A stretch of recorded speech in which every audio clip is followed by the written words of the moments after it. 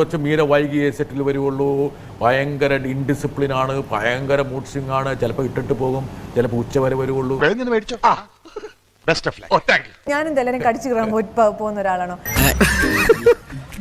എന്നോട് നന്നായിട്ട് നിൽക്കുകയാണ്, ഞാൻ തിരിച്ച് നന്നായിട്ട് നിൽക്കും.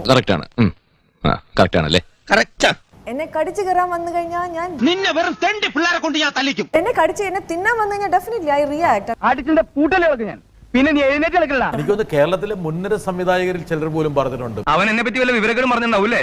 പറഞ്ഞു. എന്താ പറഞ്ഞു? ലൊക്കേഷൻ വന്ന മീര മഹാകച്ചറയാണ്. പൊതുവാൾജി എനിക്ക് ചോര കളക്കണ്ടട്ടാ. നീ എന്തിനാടാ ചെക്കനെ വെറുതെ മൂപ്പിക്കണത്? ഒരു സുഖം, ഒരു മനസുഖം. ലൊക്കേഷൻ വന്ന മീര മഹാകച്ചറയാണ്.